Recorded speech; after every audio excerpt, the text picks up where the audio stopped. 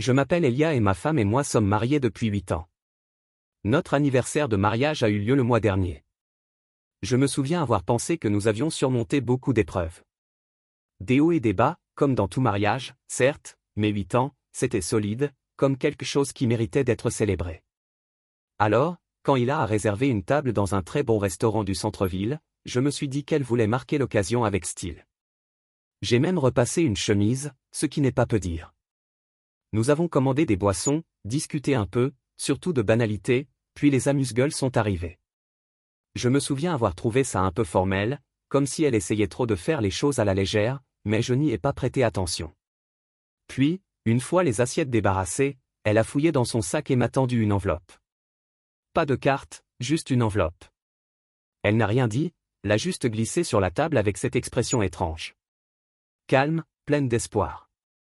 J'ai d'abord souri, pensant que c'était des billets pour quelque chose ou peut-être une lettre. Elle a toujours aimé faire les choses différemment. Je l'ouvris sans hésiter, et ils étaient là, les papiers du divorce. Je les fixai une seconde, sans vraiment me rendre compte de ce que je tenais. Je levai les yeux vers elle, et elle resta assise là, à m'observer, comme si elle attendait une réaction. Attendant que je fasse quoi? La remercier. Hila, qu'est-ce que c'est que ça? Demandai-je finalement. Elle ne broncha même pas, c'est ce que je veux, dit-elle, peignée, mesurée comme si elle lisait un menu. Je ne pouvais pas parler. Je continuais à regarder les pages, à parcourir les facilités juridiques, puis à la regarder de nouveau. Elle avait l'air si calme, comme si elle avait répété tout ça. Pendant ce temps, j'avais l'impression que le sol s'était fissuré sous mes pieds. À cet instant, le serveur s'approcha. Parfait timing. Un dessert ce soir, demanda-t-il, joyeux comme un soir normal. Je ne pus répondre. Je devais ressembler à un fantôme. Je le fixai, complètement déconnecté du moment. Hila ne perdit pas une seconde. On va prendre le tiramisu, dit-elle. Elle commanda un dessert, puis s'assit et le dévora entièrement, tandis que moi, assis en silence, j'essayais de comprendre ce que j'avais fait pour mériter ça. Je n'ai rien touché. J'avais la bouche trop sèche de toute façon. Mon cœur battait fort, mes mains tremblaient, et elle, mangeait. Mais revenons en arrière, car l'histoire ne commence pas à cette table avec le tiramisu et les papiers du divorce. Elle a vraiment commencé il y a environ 6 mois. C'est à ce moment-là que l'entreprise pour laquelle je travaillais a été rachetée par ce géant. J'y étais depuis 12 ans, j'ai commencé comme un simple employé, puis j'ai gravi les échelons jusqu'à devenir cadre intermédiaire. Je n'étais pas une superstar, mais j'étais bon dans mon travail et j'adorais ça. J'adore l'équipe, le sentiment de stabilité, et même la routine. Puis le rachat est arrivé. On a tous reçu un email nous convoquant à des réunions individuelles avec les RH. Ce n'est jamais bon, non? Alors, je suis arrivé et ils m'ont donné le choix. Accepter une baisse de salaire de 20% et rester avec moins de responsabilités, ou accepter une indemnité de départ et partir. Mais vu la façon dont ils ont présenté les choses, il était clair qu'ils ne voulaient pas que la plupart d'entre nous restent. Je me souviens être rentré chez moi ce soir-là et avoir tout raconté à Hila. Je faisais les 100 pas dans le salon, toujours en tenue de travail, en repassant les chiffres dans ma tête. Elle s'est assise sur le canapé, les bras croisés. « Alors, qu'est-ce que tu vas faire » a-t-elle demandé. « Je ne sais pas » ai-je dit. « Je suis là depuis 12 ans, Hila. J'y ai fait toute ma carrière. Mais 20%, c'est un coup dur. Ce n'est pas que les déjeuners et les vêtements. C'est tout. Le prêt immobilier, l'assurance, l'épargne. » Elle est restée silencieuse pendant un moment. Elle a juste hoché la tête. Puis finalement, bon, il va falloir faire des changements. Je sais, ai-je dit. Mais on peut se débrouiller, non? Tu travailles toujours et ce n'est pas comme si on avait des enfants à charge. Enfin, c'est peut-être même une bonne chose. Peut-être que ça nous forcera à simplifier les choses. On n'aura plus à courir après tout. On arrêtera peut-être de se soucier autant de suivre les autres. Quand j'ai parlé à Hila de la situation au travail, je m'attendais sincèrement à ce qu'elle me soutienne, ou du moins qu'elle comprenne. C'est ce que font les couples mariés, non? Ils affrontent les difficultés ensemble. Ils trouvent des solutions. Je ne lui demandais pas de régler le problème. Je voulais juste qu'elle soit avec moi. Mais à la seconde où je lui ai tout expliqué, Que je lui ai parlé de la baisse de salaire, des responsabilités réduites, du fait que rester signifierait moins d'argent, elle a paniqué. Qu'est-ce que ça signifie pour notre plan sur 5 ans? A-t-elle demandé en se redressant sur le canapé. Et le compte épargne? Les vacances l'été prochain? Les rénovations? J'essayais encore de comprendre à quelle vitesse elle avait changé de sujet. Je te le dis, je n'ai pas perdu mon travail. Je dois juste prendre ma part. On s'adaptera. Elle a secoué la tête, sortant déjà son téléphone comme si elle avait besoin de vérifier quelque chose. Et que penseront les gens si on doit réduire la taille de la maison ou se débarrasser d'une de nos voitures? Elia, on a travaillé si dur pour en arriver là. Je la fixais, stupéfaite. C'est ça qui t'inquiète? Que penseront les gens? Elle n'hésita même pas. Tu dois penser à notre avenir, Elia. Il ne s'agit plus que de toi. Je pense à notre avenir, dis-je en essayant de garder une voix posée. C'est pour ça que je veux rester. J'aime mon travail. J'aime les gens. C'est stable. Ce n'est pas l'idéal, mais on s'en sortira. Elle croisa les bras. Stable, ce n'est pas suffisant. Et c'était le début. Ma frustration a commencé à monter parce que je pensais à nous. Je ne voulais pas repartir de zéro dans une entreprise qui ne me connaissait pas, qui ne me valorisait pas. Je pensais que choisir la stabilité, même si cela signifiait gagner un peu moins, était la voie de la maturité. Mais Ila ne le voyait pas ainsi. Elle a dit que j'étais égoïste, que je ne tenais pas compte de ses sentiments. Je lui ai rétorqué qu'elle était superficielle, qu'elle ne semblait se soucier que de l'argent, sans se soucier de ce que ce travail représentait pour moi. On a dit des choses qu'on n'aurait pas dû dire, des choses qui m'ont profondément blessé sur le coup. Le lendemain matin, je me suis réveillé seul. Elle était partie à Willows, n'avait pas répondu à mes SMS, n'était pas rentrée pendant 2 jours. Et quand elle a enfin franchi la porte, c'était comme si elle avait actionné un interrupteur intérieur. Elle n'était plus en colère, juste froide, distante, comme si j'étais quelqu'un qu'elle connaissait, mais qu'elle n'arrivait plus à identifier. Pourtant, je me suis dit qu'elle avait juste besoin de temps pour digérer, qu'elle finirait par comprendre. Une fois qu'elle a vu qu'on pouvait encore payer les factures, aller au restaurant, vivre chez nous, j'ai pensé qu'elle comprendrait.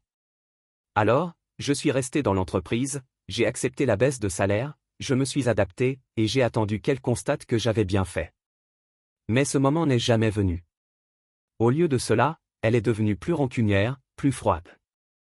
Elle a commencé à lancer des petites remarques dans la conversation, comme si elle ne pouvait s'en empêcher. Un vrai homme aurait trouvé un moyen de garder son salaire complet. Elle a dit un soir, alors qu'on regardait la télé, je ne savais même pas ce qui avait déclenché ça, comme ça, sans raison apparente. Ou alors, elle me comparait au mari de son ami. Tu sais que Marc a eu une autre prime. Il cherche des maisons de vacances maintenant. Elle a commencé à laisser des articles sur l'ascension sociale ou 10 façons de se démarquer et d'exiger sa valeur sur le plan de travail de la cuisine, ouvert comme s'il venait d'y tomber. J'avais l'impression qu'elle essayait de me faire passer pour un raté, comme si je n'avais pas fait un choix difficile.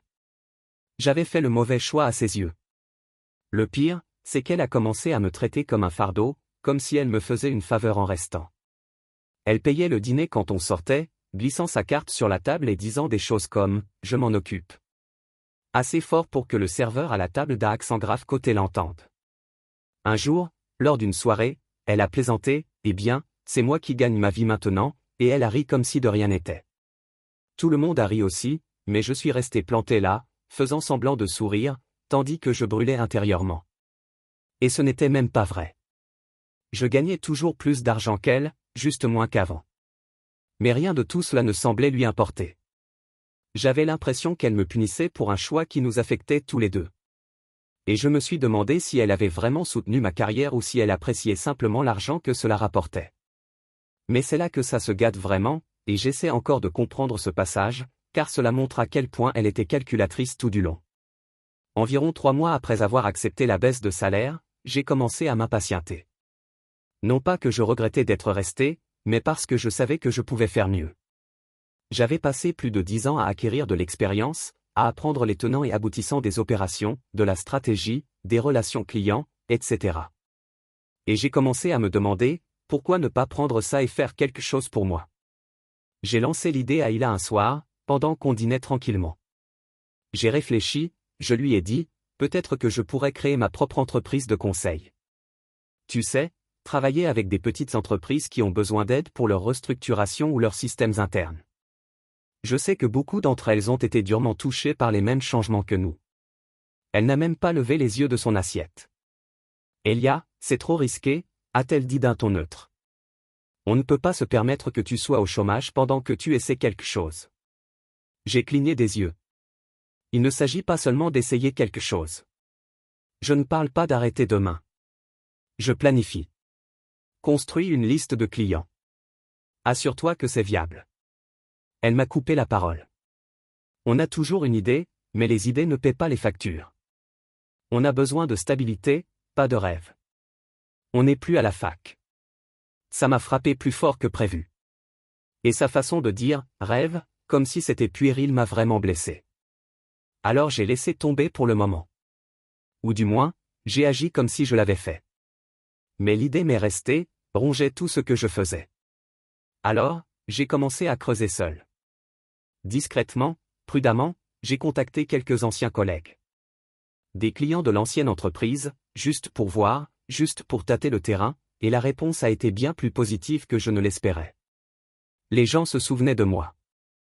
Ils se souvenaient du travail que j'avais fait. Certains ont même dit qu'ils étaient frustrés par la façon dont les choses étaient gérées depuis le rachat, et qu'ils aimeraient avoir quelqu'un qui sache vraiment ce qu'il fait.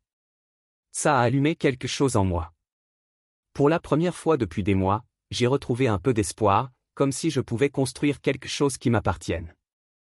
J'ai donc passé les 2 mois suivants à préparer le terrain, à me renseigner sur les aspects juridiques, à discuter avec des conseillers financiers, à travailler sur des contrats, les soirs, les week-ends, dès que j'avais du temps libre. Je construisais cette chose.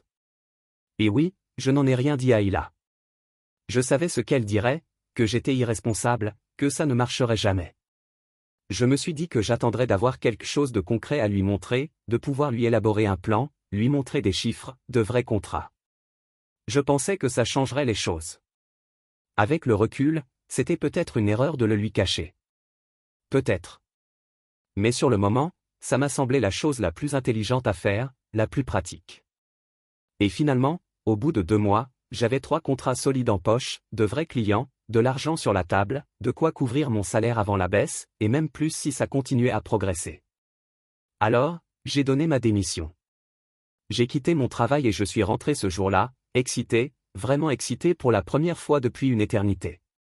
Je suis entré, presque rayonnant, tenant les contrats signés comme des billets d'or. Hila, j'ai dit que j'y étais. Je démissionne aujourd'hui. Et regardez, regardez ça. Je lui ai tendu les papiers. 3 contrats. Ce sont de vrais clients, et ce n'est que le début. Si ça se passe comme je le pense, mais je n'ai même pas eu le temps de finir. Elle fixait les papiers dans sa main comme s'ils étaient couverts de moisissures. Puis elle a levé les yeux vers moi et son visage s'est déformé, comme si je n'avais jamais rien vu auparavant. Pas de déception, de rage. Tu as fait quoi ? Dit-elle en élevant la voix. Ma puce, je te le dis, tu as pris cette décision énorme sans même me le dire. Elle a crié. Tu as juste quitté ton travail comme si on n'avait pas de vie commune, comme si tes décisions ne me concernaient pas. Je ne voulais pas te le dire avant d'avoir quelque chose de concret, ai-je dit en essayant de garder mon calme. Je ne voulais pas revenir te voir avec juste des idées. C'est différent. Je voulais te montrer que ça pouvait marcher. Elle faisait les 100 pas, les mains dans les cheveux. Tu me mentais depuis des mois. Tu as planifié ça dans mon dos.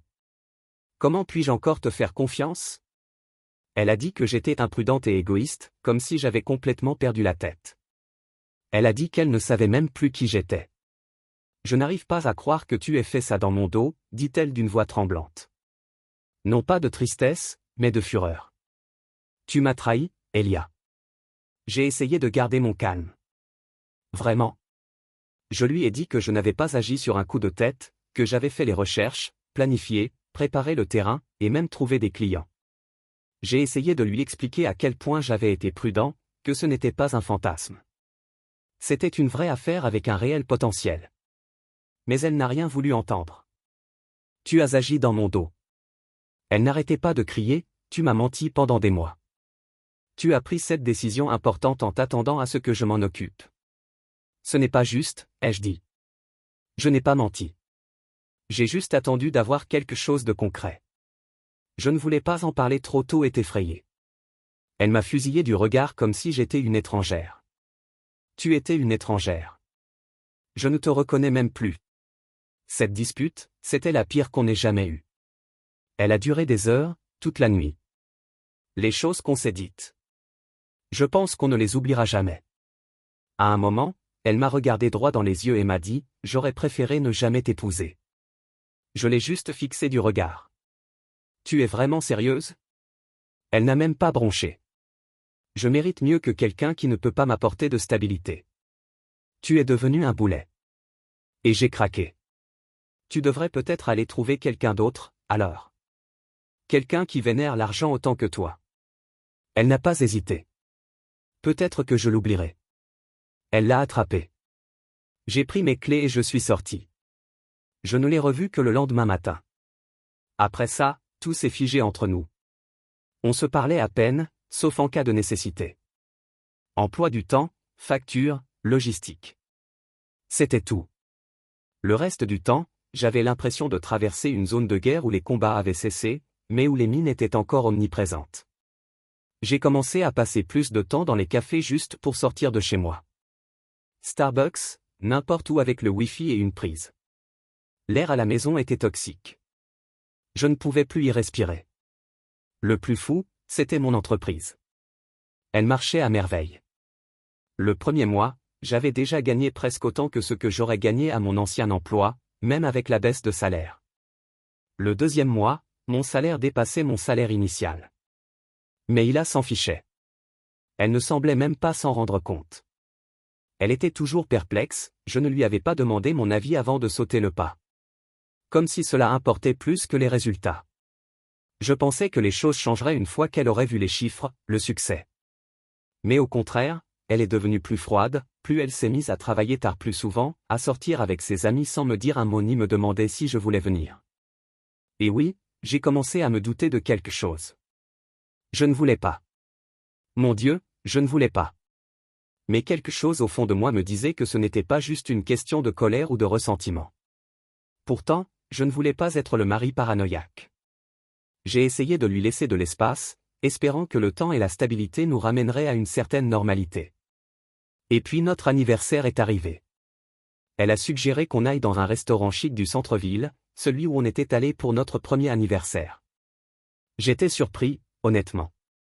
Après tout ça, je pensais qu'elle ne s'en souviendrait même pas, et encore moins qu'elle aurait envie de fêter ça. Mais j'ai accepté. Je me suis dit que c'était peut-être sa façon de me tendre la main.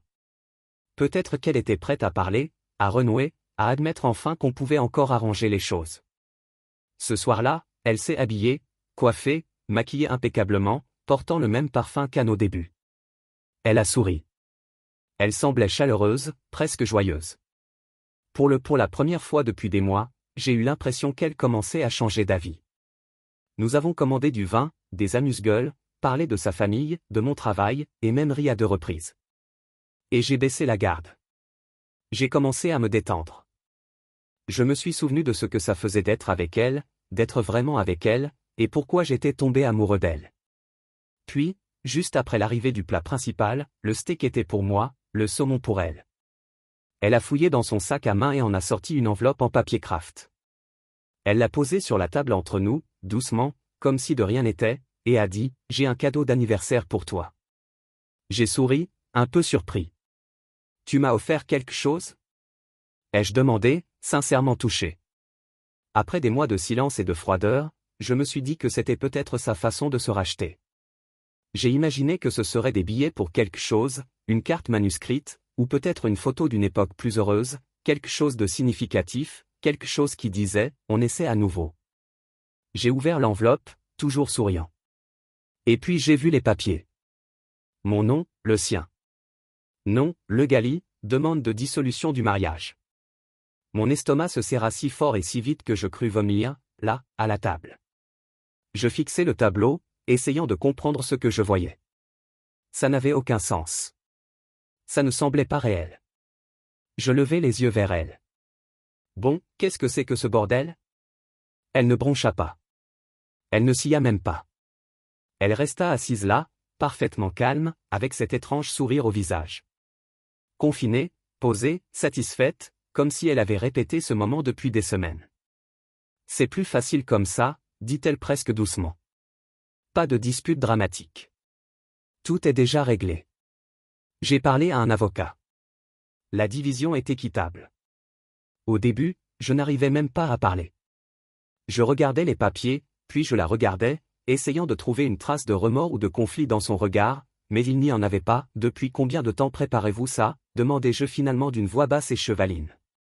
Elle pencha légèrement la tête, comme si elle réfléchissait. J'ai commencé à y réfléchir sérieusement quand tu as accepté la baisse de salaire, mais j'ai pris ma décision après que tu aies quitté ton travail sans me le dire. J'ai secoué la tête, incrédule. Mais l'entreprise marche bien maintenant. On gagne plus d'argent qu'avant. Elle a haussé les épaules. Ce n'est plus une question d'argent, Elia. C'est une question de confiance, de compatibilité. Je ne pense pas qu'on veuille les mêmes choses dans la vie. Je suis resté assis là, figé, pendant qu'elle continuait à manger comme si elle parlait de ses projets de week-end. J'attendais qu'elle rie, qu'elle dise qu'elle plaisantait, qu'elle fasse quelque chose pour détendre l'atmosphère, mais elle ne l'a pas fait. Elle était si calme, si froide. Finalement, je n'en pouvais plus. J'ai élevé la voix, sans crier, mais assez fort pour attirer l'attention. Comment as-tu pu me faire ça ce soir, pour notre anniversaire? Elle m'a regardé droit dans les yeux. J'ai pensé que ce serait une justice poétique. Elle a dit, c'est là que notre mariage a vraiment commencé. C'est tout à fait normal que ça s'arrête là. C'est là que l'histoire avec le serveur s'est produite. Vous savez, celle dont j'ai parlé plus tôt. Je n'ai pas dit un mot de plus. J'ai laissé beaucoup d'argent sur la table et je suis parti. Je suis resté assis dans ma voiture pendant 1 heure, peut-être 2. Je ne pouvais même pas conduire. Je suis resté assis là, les yeux rivés sur le volant, essayant de comprendre ce qui venait de se passer. Quand je suis enfin rentré, il a été déjà dans la chambre en train de préparer une valise. Elle n'a même pas eu l'air surprise de me voir. Je vais rester chez Willow, a-t-elle dit en fermant le sac le temps qu'on réfléchisse à la suite. Puis elle s'est levée, a mis le sac sur son épaule et a ajouté, mon avocat vous contactera. Pour les papiers, mon Dieu, elle était si calme, comme si elle avait tout répété devant un miroir. Chaque mot, chaque geste, chaque pause calculée. Et c'est là que j'ai vraiment compris. Elle préparait ça depuis des mois. Derrière cette expression vide, assis dans la même maison, je manigançais, pensant que nous traversions une mauvaise passe. Je travaillais, construisais quelque chose pour nous, pour notre avenir, et elle était déjà à mi-chemin. J'étais complètement inconscient. Mais attendez, ça empire. Tellement pire. Dans la partie suivante, c'est celle qui m'a dévasté. Ça m'a fait remettre en question tout ce que je croyais savoir d'elle, de nous, du mariage que nous étions censés construire ensemble. 1 semaine après son départ, 1 semaine seulement, mon entreprise a décroché un contrat colossal avec une entreprise régionale. Énorme. On parle de tripler mon revenu mensuel.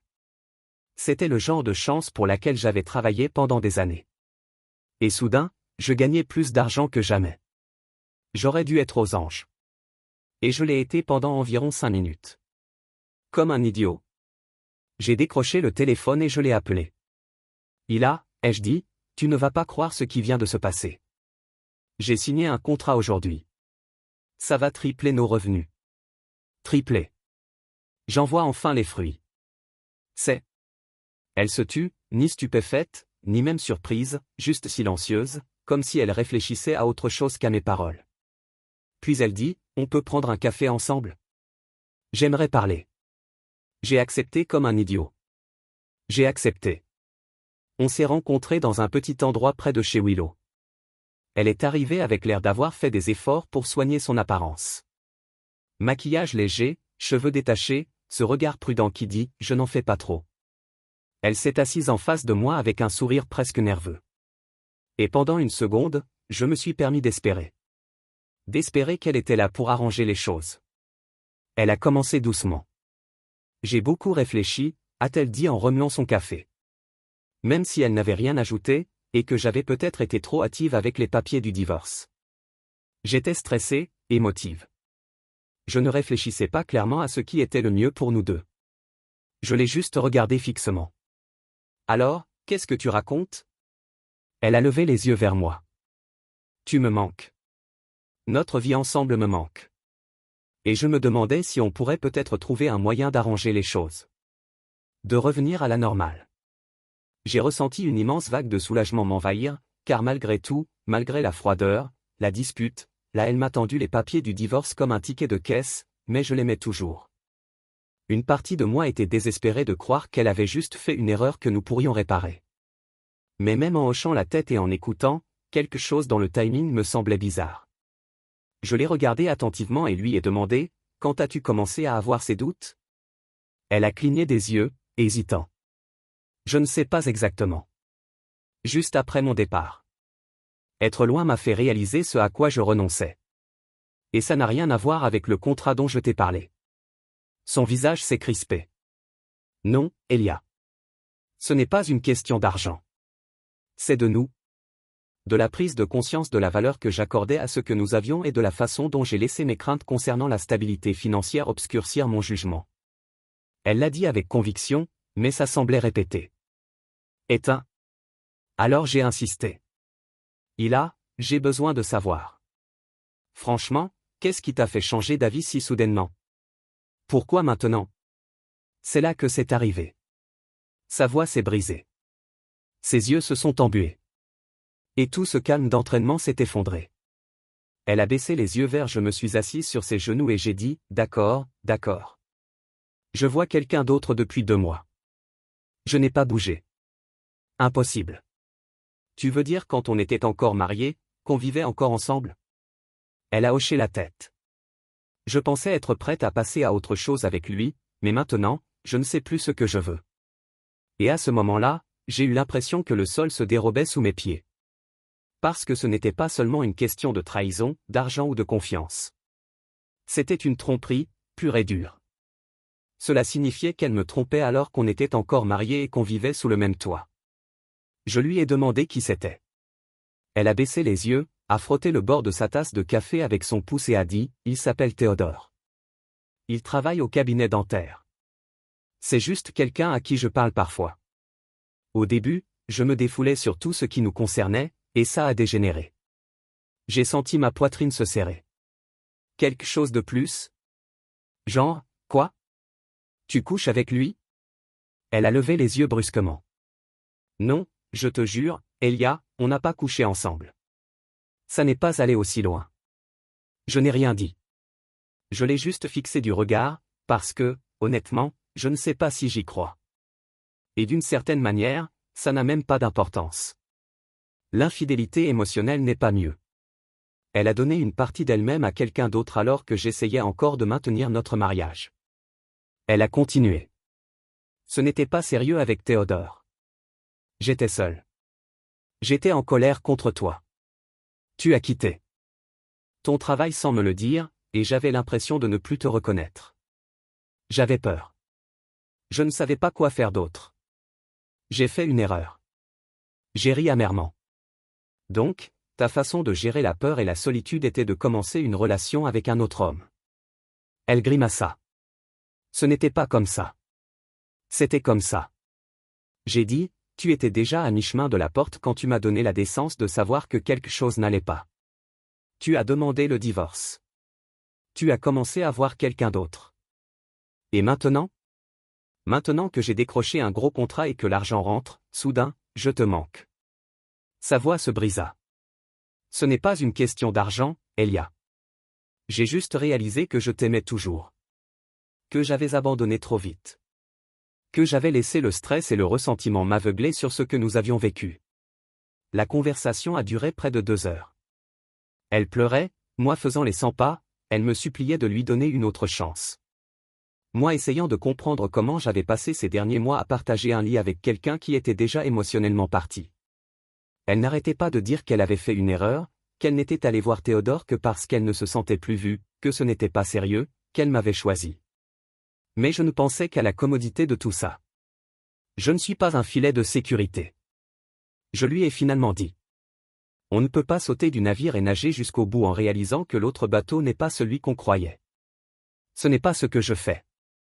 Elle a dit, je le jure. J'ai juste eu peur. J'ai fait de mauvais choix, mais on peut surmonter ça si on le veut vraiment tous les deux. Je ne sais pas si je te fais confiance. J'ai dit, je ne sais pas si je pourrai un jour te faire à nouveau confiance. Elle avait l'air anéantie, mais je n'avais plus rien à céder à ce moment-là. Je lui ai dit que j'avais besoin de temps, que je ne pouvais prendre aucune décision tant que j'étais en colère et blessé. Elle a dit qu'elle comprenait, mais m'a demandé d'envisager une thérapie. Elle n'arrêtait pas de me répéter que la thérapie, qu'il fallait trouver une solution, se reconstruire. C'était il y a 3 semaines. Depuis, elle n'arrête pas d'appeler et d'envoyer des SMS, me demandant de la rencontrer, de me parler, de suivre une thérapie de coups. Certains jours, ce sont de longs paragraphes sur ses regrets et son amour pour moi. D'autres jours, c'est juste une simple phrase, « S'il te plaît, parle-moi ». Mais je l'évite parce que je ne sais toujours pas ce que je pense, ce que je ressens, ou même s'il me reste quelque chose à sauver. Et ce qui me ronge, ce qui me met vraiment en colère, c'est à quel point tout cela semble calculé quand je prends du recul et que je regarde la chronologie. Comme elle. Elle a vu clair, s'est dit qu'elle pouvait faire mieux, et n'est revenue que lorsqu'elle a réalisé qu'elle avait peut-être fait le mauvais pari. Et maintenant que mon entreprise marche si bien, elle veut me récupérer. Mes amis sont complètement divisés sur ce qu'ils pensent que je devrais faire. Certains n'arrêtent pas de me dire que le mariage est difficile. Les gens font des erreurs. Si elle est sincèrement désolée et prête à arranger les choses, ça vaut peut-être le coup d'essayer. Mais les autres, eux, sont plus durs. Ils disent qu'elle t'a trahi, Elia. Émotionnellement, peut-être physiquement. Elle a lâché prise quand les choses ont mal tourné. Qu'est-ce qui l'empêcherait de recommencer? Et c'est difficile de ne pas l'entendre et de ne pas acquiescer, parce que oui, j'ai eu l'impression d'être abandonné. Ma sœur est franche. Elle a traité Ila de croqueuse de diamants. Franchement. Elle a dit qu'Ila avait révélé son vrai visage au moment où elle a pensé que je n'allais plus réussir. Elle m'a dit, tu serais fou de la reprendre. Elle est revenue en rampant parce que maintenant tu as de nouveau de la valeur. Mais il y a aussi ma mère. Et bien sûr, elle voit les choses différemment. Elle est d'une autre génération. Elle dit, 8 ans, Elia. C'est long pour être avec quelqu'un. On ne s'en va pas comme ça parce que les choses se sont compliquées. Les gens font des bêtises quand ils ont peur de l'argent. Et c'est une thérapie. Au moins, laisse-lui une chance. Mais ce qui m'a vraiment fait craquer, ce qui m'a fait arrêter d'écouter les autres et chercher la vérité, c'est ce sentiment profond qu'elle ne m'avait pas tout dit. Qu'il y avait plus dans cette affaire avec Théodore et dans le divorce qu'elle ne le laissait paraître. J'ai donc commencé à enquêter discrètement. Rien de dramatique, juste demander à quelques amis communs, relire les messages, comparer les dates, et il s'avère qu'Ila avait été bien plus malhonnête avec moi que je ne le pensais. Toute son histoire, sa peur quand j'ai accepté la baisse de salaire, sa panique quand j'ai créé mon entreprise. Son manque de confiance en ses émotions, une histoire complètement absurde, inventée, scénarisée, conçue pour me jouer des tours, me culpabiliser, me faire croire qu'elle était une femme effrayée et vulnérable qui avait juste fait quelques erreurs sous la pression. Mais ce n'était pas ça. C'était une histoire calculée. Une histoire soigneusement construite pour me manipuler, m'amadouer et la reconquérir. Voici ce que j'ai découvert. Et honnêtement, je me sens comme un idiot d'avoir cru à ces mensonges pendant si longtemps. J'imagine que quand on aime quelqu'un, on a envie de le croire. On veut lui accorder le bénéfice du doute, même s'il ne le mérite pas. On trouve des excuses pour des choses qui, avec le recul, ne sont que des signaux d'alarme.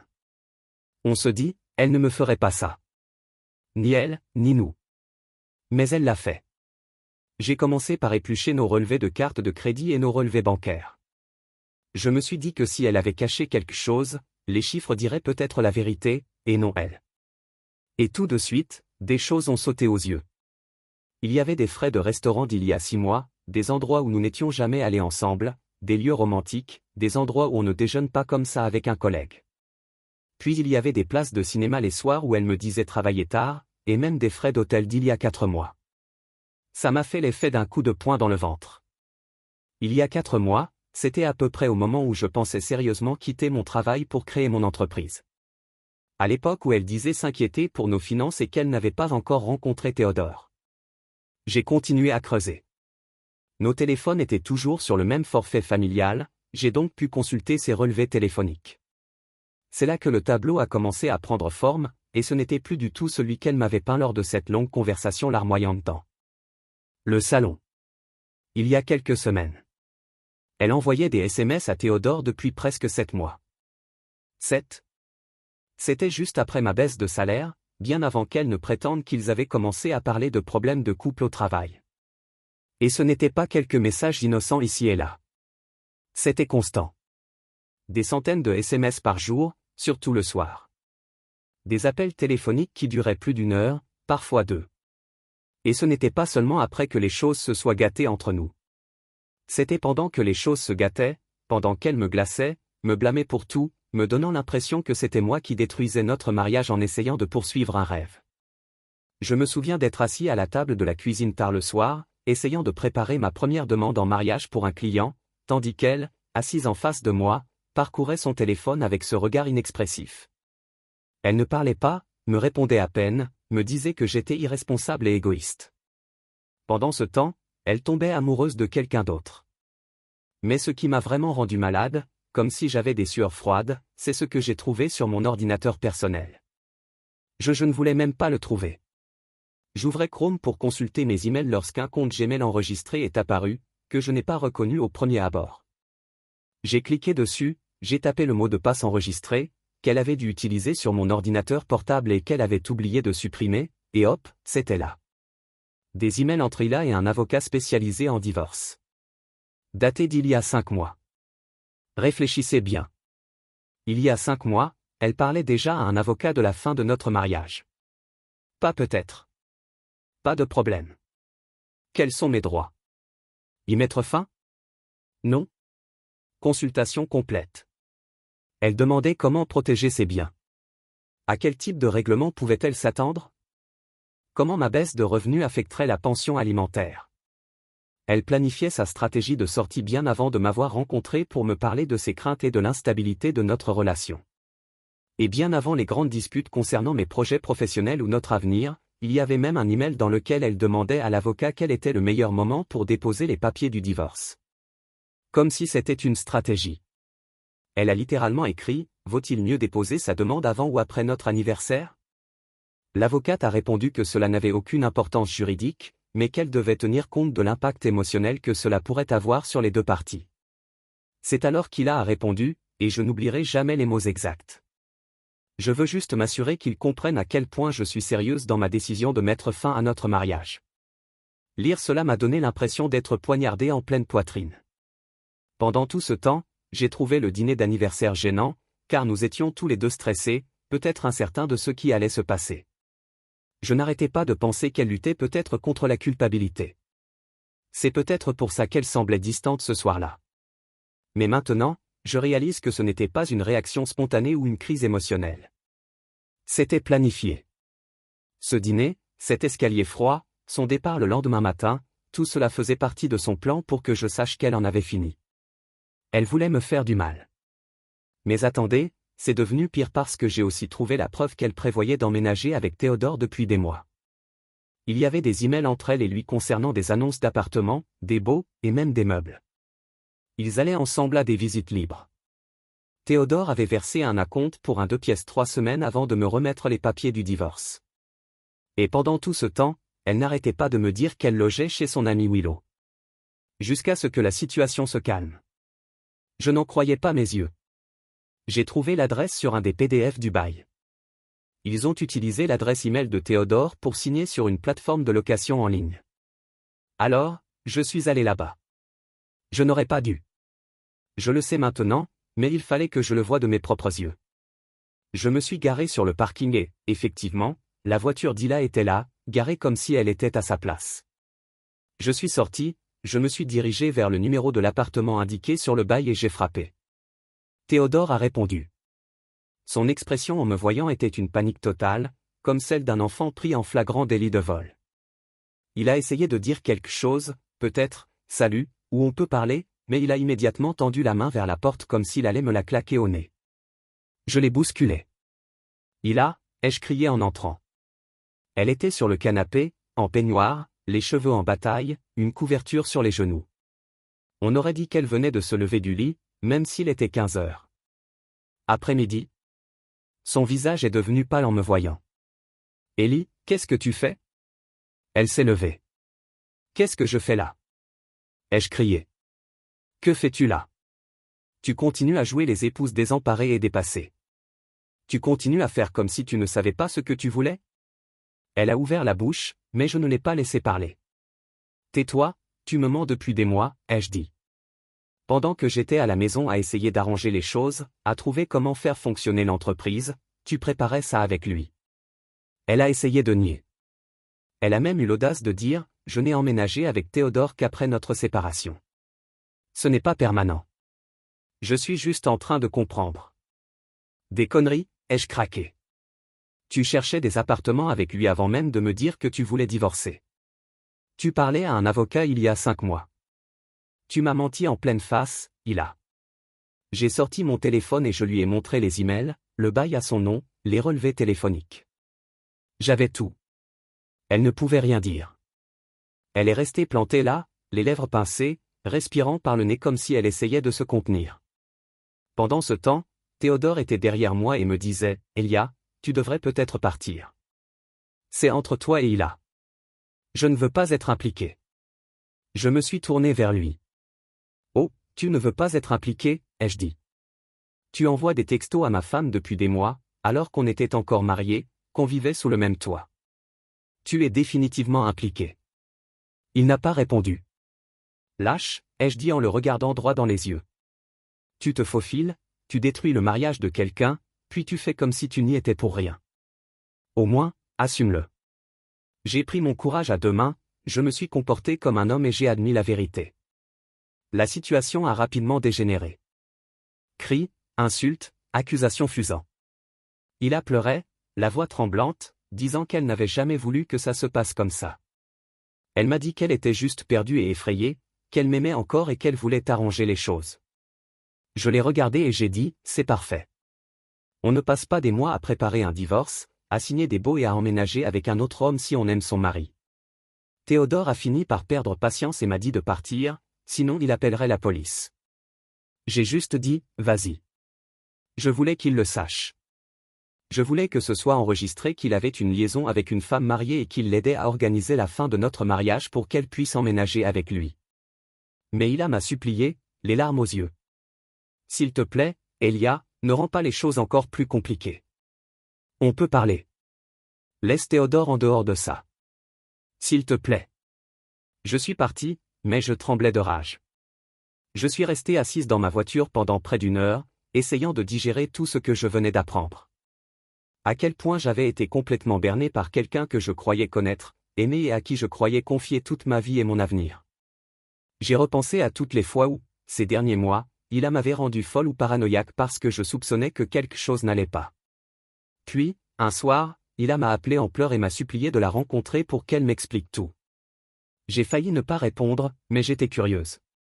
J'avais besoin de savoir quelle histoire elle avait inventée maintenant que je connaissais la vérité sur le calendrier, les préparatifs, l'appartement avec Théodore.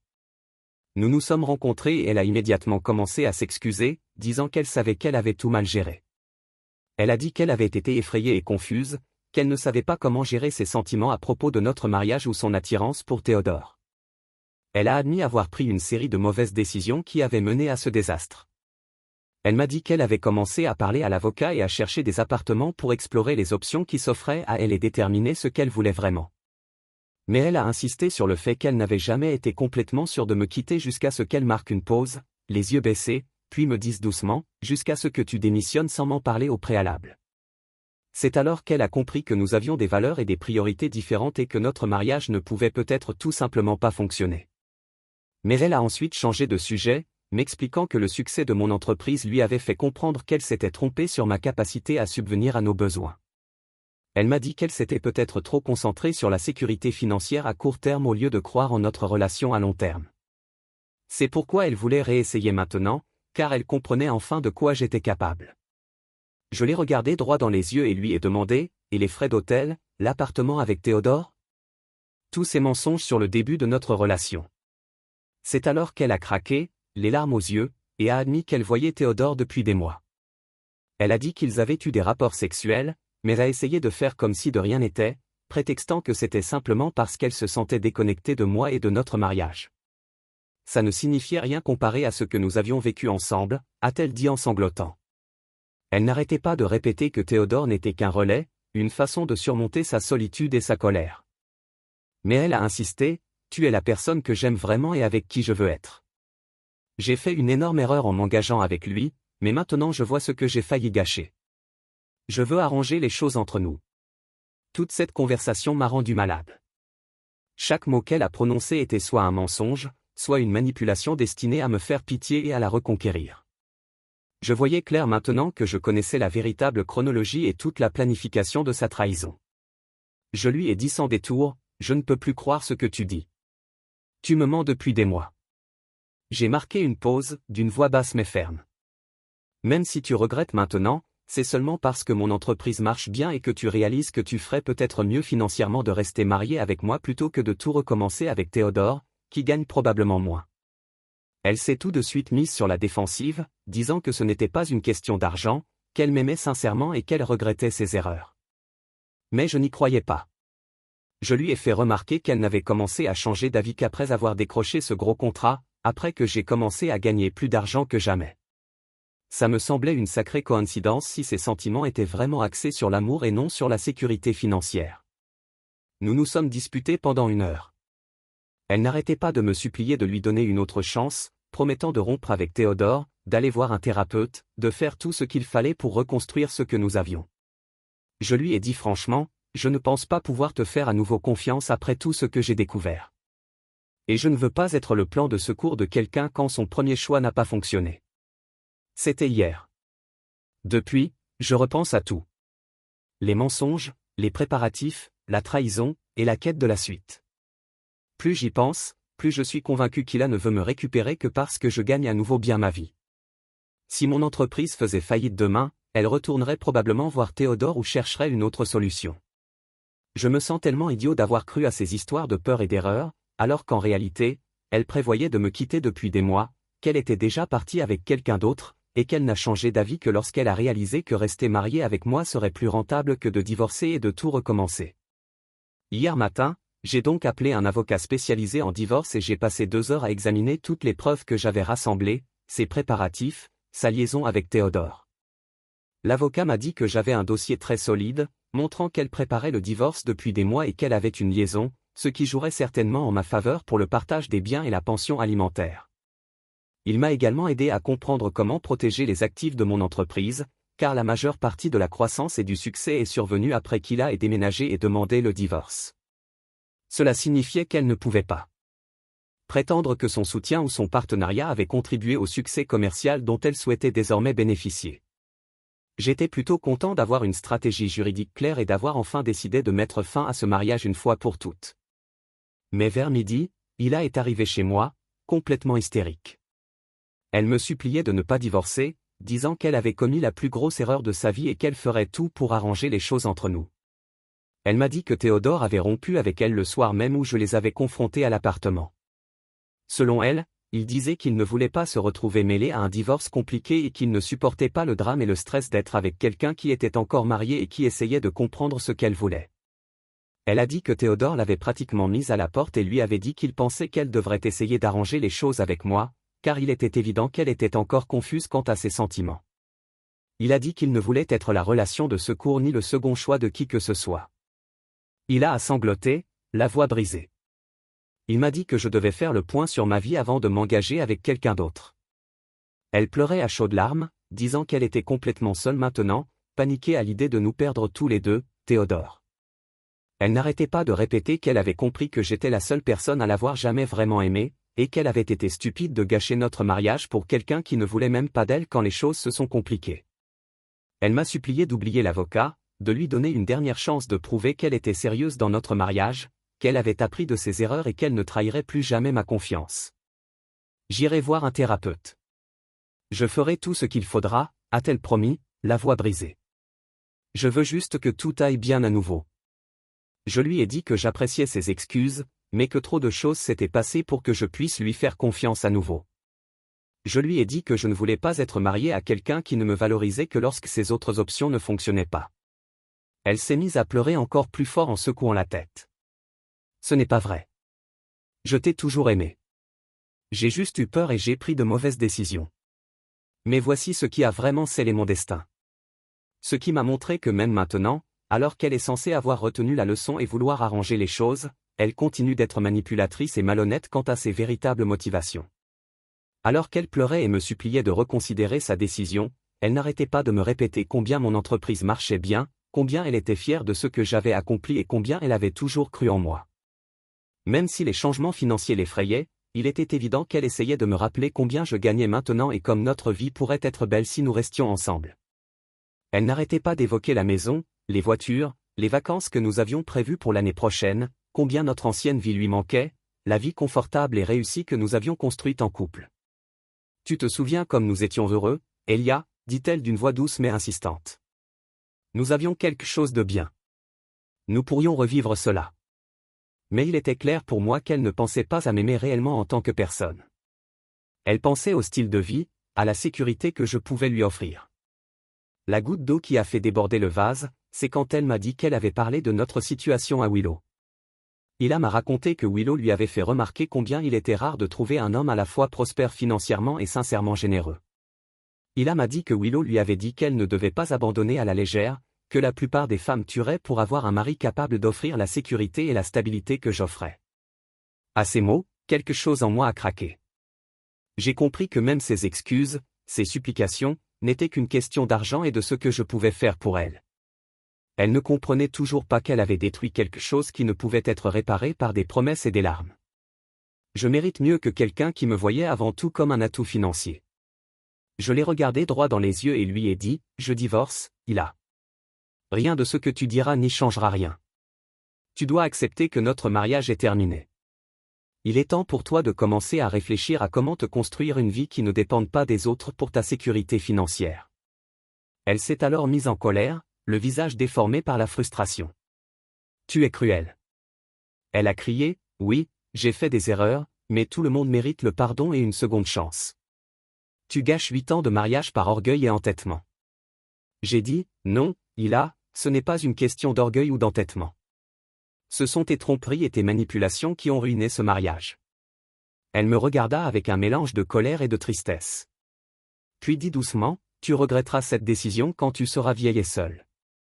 Je restai calme, essayant d'éviter que la conversation ne dégénère. Je suis juste réaliste quant au genre de personne que tu as montré. Je ne peux pas passer ma vie avec quelqu'un en qui je n'ai pas confiance. Tu as fait ton choix dès que tu as commencé à envisager de me quitter, il y a des mois, et que tu as emménagé avec Théodore. Elle secoua la tête, l'amertume perçant dans sa voix. Je ne te laisserai pas tout me prendre. Je te combattrai dans le divorce et je m'assurerai d'obtenir la moitié de tout, y compris ton entreprise. Je n'étais pas surprise. Mon avocate m'avait déjà prévenu qu'elle pourrait essayer de faire durer le processus et de réclamer la moitié de tout.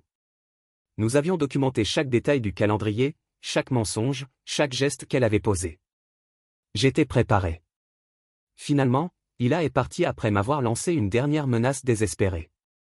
Entamer le divorce, c'était comme prendre enfin le contrôle d'une situation qui m'avait échappé. Lorsque l'affaire a été portée devant le juge, j'ai apporté toutes les preuves que j'avais rassemblées. La chronologie de la liaison d'Ila, les courriels, les frais d'hôtel, les messages montrant depuis combien de temps elle planifiait tout cela dans mon dos.